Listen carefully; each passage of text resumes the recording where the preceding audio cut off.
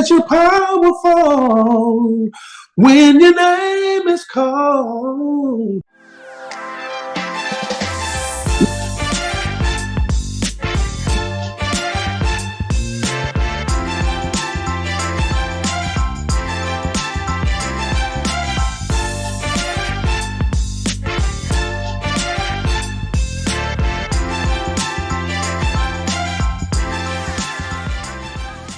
Hello, hello, everyone.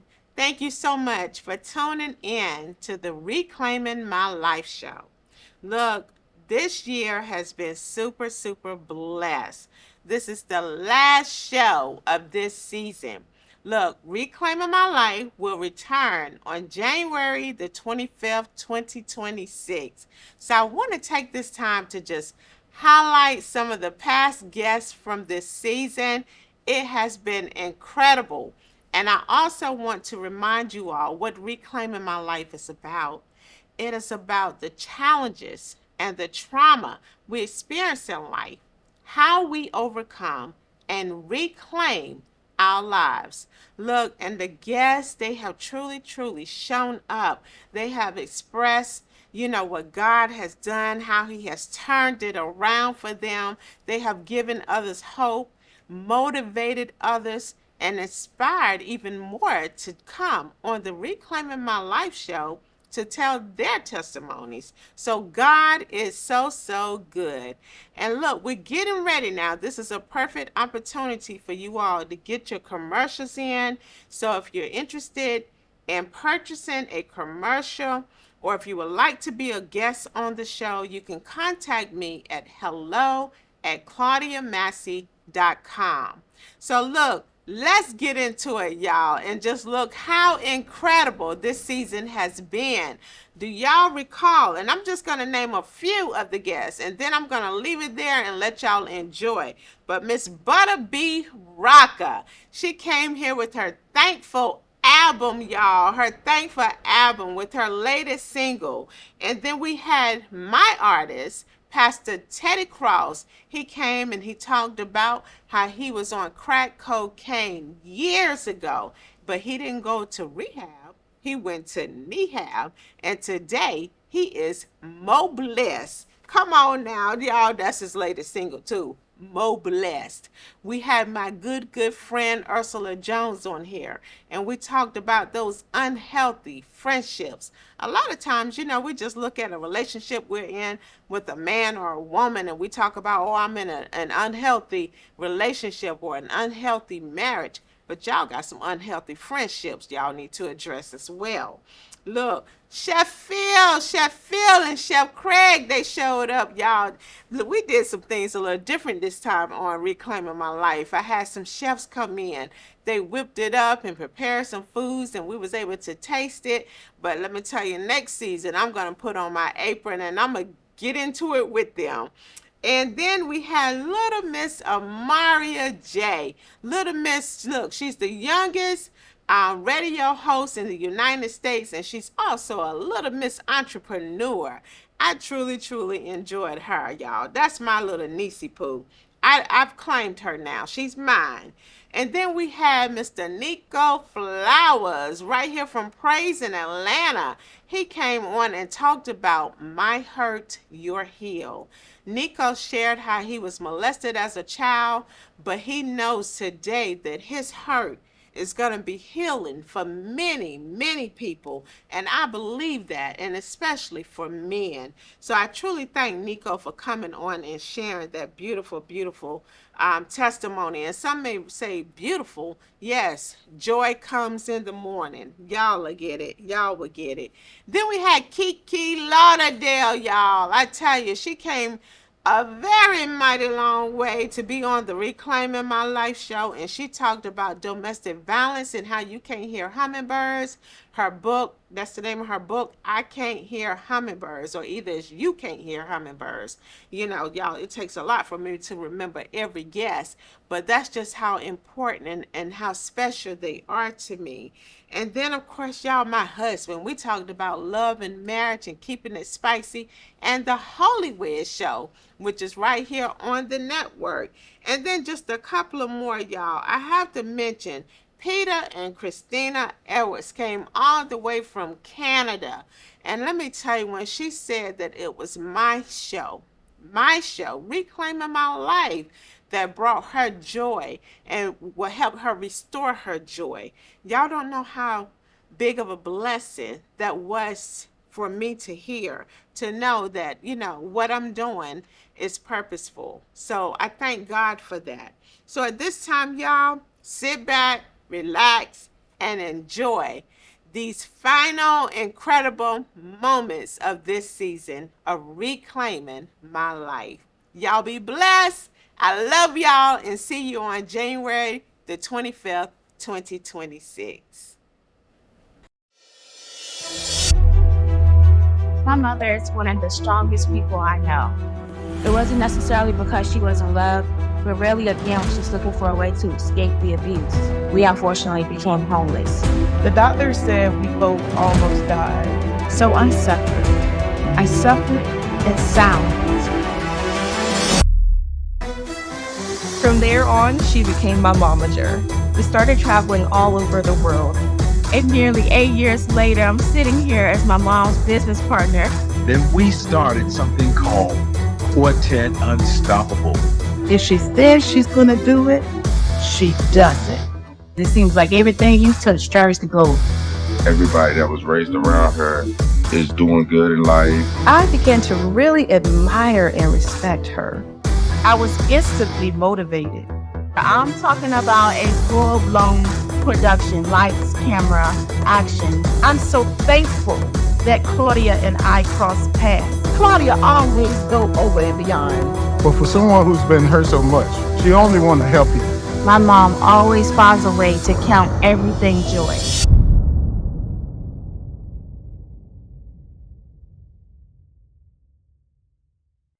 Nobody said it would be easy finding the perfect guy. I hope he remembers what he came in for. The Wi-Fi, not a wife. All right, y'all, look, that was Finding the Perfect Guy. Look, who out there trying to find the perfect guy? Come on now. Yes, I love it. I love it. And look, y'all, it's streaming on 26 platforms. Give us just a few of the platforms where they can find it. It's on Amazon, it's on Tubi, it's on Apple TV, it's on Plex, it's on African Desperia. I can't think of some of the other names. Go to all your stuff, y'all. It's on there. Finding the Perfect Guy. Look, and we talked about Butter B. Rocker's album, Thankful. So, you've made a film out of Thankful as well. Yes, what I did is I turned the entire album into a film and it's about to come out. It's still in post right now, but I'm super excited about it. And it's it it's only been done a few times with a few artists, but it Yeah. hasn't been done in the gospel world. So Well, one thing I think that everybody have realized by now, just, from these few minutes, is that you're extraordinary. right. And then it makes sense because I'm doing film. So Yes. why not have my own film at my own film festival? Come No. on. Come on. Yes, yes. Y'all gonna have to follow Pastor Teddy Cross so you can be more blessed, So I love that, and it brings me to, there was a time that you were in the hospital. Yeah. And you were really going through yourself. Yes. But even in the hospital, you were on Facebook Live every morning Yes. to encourage people to be more blessed. Yes, yes. But tell us about your experience in the hospital. Well, I had poor circulation in my feet, of course, coming from diabetes. And I had 3 toes amputated from my right foot. And of course, it healed back, and I can walk, I can run, I can dance. And then the doctor, my vascular doctor, told me that he was going to have to cut my left foot off. And I had a moment, and I was talking to God, and God asked me a question. He says, "Are you gonna cry, or are you gonna fight?" And I already had the tears, but with tears in my eyes, I said, "I choose to fight." And God gave me words to fight with. Yes. I had to learn how to speak to my foot, even in pain. And so that's when my song came to life, Mo Blessed. Yes. The Bible says that death and life is in the power of your tongue. Yes, absolutely. A lot of times we are waiting for God to do something. God says, I've given you everything you need. When Jesus was on the cross, before he died, he says, it's finished. He's done everything he was going to do. He set it in motion. Before Jesus left, he says, I'm the light of the world. But then he says, you are the light of the world. So where's your light? Yes. Turn your light on. So we actually control the narrative with our tongue. Yes. Yes, absolutely. We're healed Yes. with our tongue. Based on the authority that we walk in from God, from Jesus Christ himself. Because you're here today, I definitely must let them know because, we have a lot of viewers who aren't familiar with you because season 1 was all the way back in, 3 years ago? Yes. So again, New Addictions is where, I'm going to let you just tell them a little bit. Okay. Well, New Addictions, where I started talking about my drug abuse back in over 20 years ago. I was addicted to cocaine, and Claudia inspired me to be in the collaboration book telling my story, my testimony, because maybe I can inspire other people out there that's on drugs, that's trying to get off drugs, So yes, and I just grabbed onto the collaboration book and wrote my story about how I was addicted to drugs. Yes. Look, you know what? And I know right now somebody is listening to this who have not heard you share this, and they want to know, how did you get off drugs and reclaim your life? It was God. It was God. It was prayer. It was my children. Yes, because my children was little children, and I was going with a guy, and he got killed, shot up 8 times, and he was a drug dealer, and of course his people, they was confident in me, and we became friends, and I just ended up on drugs. So it was a story, and I wanted to tell it, and it was hard getting off of it. So yes, I was on drugs for like 2 years. I was on cocaine. Yes. Lost everything. Wow. And again, y'all, we're not here today. We're not even here today to talk about this. But you know what? Every time I hear your testimony, you know what? It's so powerful because you're saying it was God. You did not go to rehab. Look, Pastor Teddy Cross, who is also my artist, he's a gospel artist, and I'm his booking manager, and he has a testimony of how he too was on cocaine, and he said he didn't go to rehab, he went to Nehab. Right. And you went to Nehab. I sure did. To God, and God delivered, he restored, and you were able to reclaim your life. Thank you, God. Wow. Yes, thank you, God. Yes. What an amazing, powerful testimony. I can hear, and this is what I love about reclaiming my life. We come and we talk about in the book in itself, we talk about the trials, the trauma we experience in our lives. I talk about sexual trauma, the grief, the domestic violence, wrongful eviction. We're all going through something in life, health challenges, financial challenges, so many different challenges in life. Right. But when we come together and just say, hey, I was going through this, but God restored me. Yes, and I he did. reclaimed God, my thank you. life, to give others hope. And this is why I sit here today. So Ursula, thank you. Thank you for being a part of reclaiming Thank you, my honey. life. Thank you. Yes. you're Yes, welcome. thank you. Yes. So look, today, y'all, look, and let me tell you, from Reclaiming My Life, the book, God said, this is not it. He said to me, this is not it. He wanted to put me on platforms because he said there are going to be so many people who will be inspired and they're going to be ready to share because people are suffering in silence, but by you sharing and letting them know it's okay because, we don't share because we're going to be judged. People gonna be I was like, embarrassed. I was so see what I'm embarrassed. saying? Yes. Yes. But when you heard Pastor Teddy Cross, and you're like, Yes. oh wow, he went through that, and he's a pastor, and Right. he's a gospel artist. Right. He traveled the world. Yes. It gave you hope, It did. Yeah, and that's what we're doing on here. Yes, that's we're giving right. people hope That's right. that you're gonna be all right. Oh, All right, so my water's coming to a boil. Like I said, once your water comes to a boil, what I like to do is add my grits in slowly.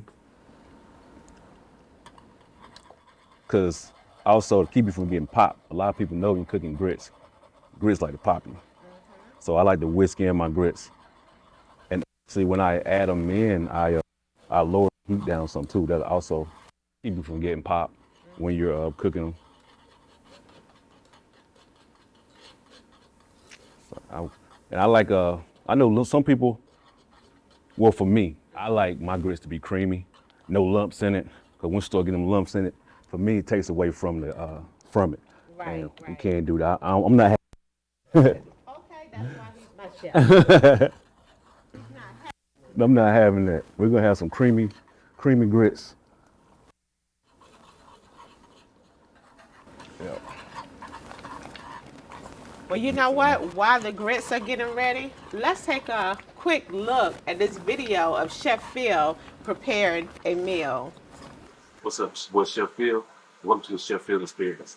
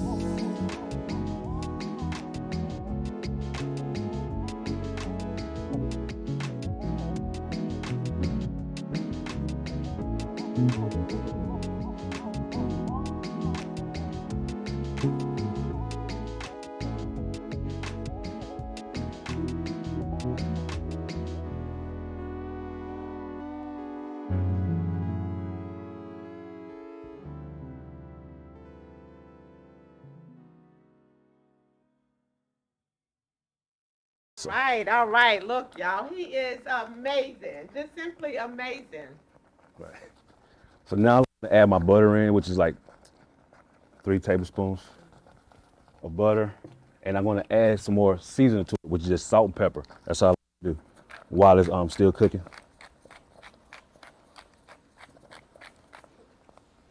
So just not a lot of stuff you need. Y'all, I love grits. And the whole time I'm cooking, I'm still whisking. That's how I'm gonna get this creaminess. Chef Craig Jones. I'm talking about 3-time Food Network winner. Yes, that chef. Come on now. Yeah. Welcome. Happy to be here. It's my pleasure to come and show you guys a few things, cook some stuff for you, and just tell a little piece of me. All right, now Yeah. he said just a little piece of Just a little him. snippet. Okay. Yeah, so I love it. So, okay, well, first you can let us know, what are you preparing today? So I got a sort of a self-proclaimed, now people are starting to call me the Flavor Bomb King. And what that is it's how you take a dish from a 10 to 11. So that's whether it's dusted, dipped, dredged, whatever, or a sauce. That's what I do, and that's the Flavor Bomb part of it. So today, I'm going to run you guys down with a chimichurri with cilantro, parsley, chives, and I also have some roasted peppers in there. And that's going to be the Flavor Bomb. And I can't just give you sauce. I got some lamb, too. So, All right now. yeah. He came with it. Yeah. All right, so we're going to get started with that. And of course, as you know, you going through, you want to talk us through it, and we can chat, a little bit while you're preparing it. So the biggest thing with a chimichurri is I like to do mine half cooked and half uncooked, because you don't want to have everything fried, but you want to bring out the oils and like the garlic and the all the herbs and stuff. Just bring it out real quick, shock. So I like to hit the garlic first. So we got oil, a neutral oil. I use grapeseed oil or avocado oil. One of those two is better because they don't have no aftertaste. So a little bit of that in there. A little of that. And then boom. Then we'll hit it with the garlic. Let's get it all in there. Now all we're doing, like I said, is perfuming that oil. Boom. Perfuming the And oil. perfuming the oil, breaking down, bringing out the oils and everything. I let that go for a hot second. I got my skillet super hot. Well, I always wanted to be a radio personality since I was very little. So what happened was when I was little, I used to have either a baton or a brush. It was either a baton or a brush in my hand, and I would use that as a microphone. And I would pretend like I was interviewing people, like playfully, like interviewing people. And I basically started from there. It's been something that has stick with me since I was a toddler, actually. So yeah, it's always been something that I've always wanted to do. It wasn't like I wanted to do it like when I got older. It was always something like I always said like I wanted to do radio. Wow. So funny story, I was downstairs in our living room listening to Beyonce. Keep it real. And I had headphones in my ears, so like I couldn't even hear anything. And my mom was upstairs. She was calling me. I did not hear her. She went downstairs. I took the headphones. I was like, "You called me?" And she was like, "Yes, I called you." And she told me that a person that she knows owns the station called Envision Radio. And she said that they wanted me to come on. I was screaming, I was yelling, I was running all over the place. I was like, I was so excited. And then it basically just started from there. And then, yeah, that's how my show became. So first and foremost, the name of the book, I didn't have a name of the book when I first started. I just started writing. And God was like, take your hurt and turn it into other people's heals. That's why it's your heal, not my heal, because I had already got mine. But I wanted to heal people, and that was the thing. I walked around for years holding on to things, and whether it was relationship or work or personal or from my childhood. And I was like, I want to walk in my full healing. I want other people to feel the same healing that I have. So that's where it came from. And the book was started because my therapy, my counseling, he was like, write a letter. That's where it started. And then the letter turned into, well, if I could write this letter, then I can do other things. And then that's when the book came. But I didn't go into anything saying I was going to write a book. It just kind of happened. That's when I knew it was a God thing. Yep. It was a God thing. Let me ask you, of course, now you're saying that, some things happen. Yep. And y'all, I'm going to get through this show because y'all know this is my story as well. Yeah. But some things happened in your childhood. Yeah. Traumatized you, changed you, your attitude, your behaviors, the way you looked at people, caused you to have trust issues, So now you're a teenager. When you started dating, what did that look like? It was pretty normal. I would say it was pretty normal, because I had hid a lot of that stuff beneath. So I was kind of like, by that point, had already had this mask on, Kiki has an amazing story, testimony. She has an amazing testimony. Did y'all hear me say domestic violence survivor? Talk to us, Kiki, from a child. Yes. I always tell people what we experience as a child, it goes with us. And literally, me being a witness to my mother, her domestic violence situation in her first marriage was pretty bad. And I was a witness to that. So, if people don't know this, children that witness that, they go through abuse and trauma the same as though it's them getting beat, even though it's the parent getting beat, because they're traumatized. They can't help their parent. They're helpless. 9 out of 10 times, it just sends their mind into a state of shock like it did me. But it was so much to see and take in, especially when blood and, violence it's really terrible. So with that being said, the abuse happened in that situation. She got out of it, got into another situation. And with that situation, I became the target of child abuse. Wow. Yeah, at the age of 5. And That was something very traumatic. It locks your mind in. Fear is not just a state. Fear it's a way of living. When you learn to live in fear, you're locked in. You know, when they say whatever goes on in this house stays in this house. So I'm so thankful with what God is doing in me today because, you know, from broken bones to, you know, being stomped, starved out, you know, when I say starved, I mean throwing up your own bile from just being starved out for. Until I had to say, you know what, Claudia? Wait a minute. I had to go pray, you know, for weeks. Pray and plan. You know, listen to God and you know, realize how are you going to approach your husband. Because had I gone to my husband with how I was feeling with, look, I don't know what your problem is. You know what I'm saying? Because that's what I really wanted to say, right? Right. That's what I really wanted to say, but I went to my husband, you know, with love and soft spoken and said, babe. And that's exactly what I did, babe. You know, look, something's going on. And from there, you know, he was, I want to say that you were glad. Yeah. You know, he felt relieved, like, okay, like, when were you going to say something? I need help. You know, I'm suffering. You know, unfortunately, you know, you had some things happen to come and just rock your world. Yeah, You it's know, true. and then now you are in the process of trying to reclaim. Yes. You know, would you share with us? So in February, I had a miscarriage and I was really devastated, crying, going through a lot. And then a woman of God invited me to New York to sing, and that really started pushing me back and motivating me. So in that process, I said, I wanted to, just ease my mind. So I'm going to see my family. Because every time when I'm sad and I want to ease my mind, I will go to Florida. So because it was Mother's Day coming up in the same time period when she was inviting me in May.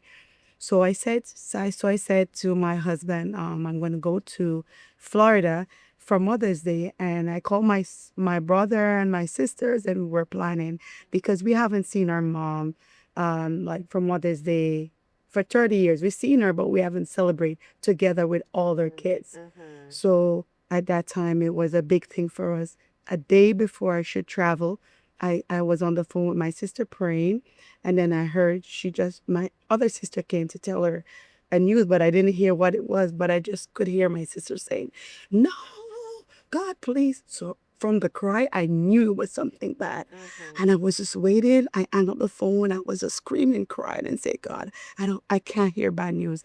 Then after I got a call that my brother was hit by the car, and it was really bad. He was unconscious and everything. And then after we heard that he wasn't going to make it, so we rushed to Florida, and he was on life support. By the time I got there, he was already brain dead. They wanted to pull the plug. We begged them, and we end up in his heart stopped after 9 days. So he passed away the day before Mother's Day. So we didn't. Sorry. Yes, it's so sorry. Thank you. So it was a really difficult time for us. So and I've been trying to stay strong since then. And I at that point I felt like I wanted to give up everything. I didn't want to sing again. I didn't care about nothing. I was so down. And then when Peter told me about this TV show and that you wanted us to come, like I literally start finding the purpose of my life again.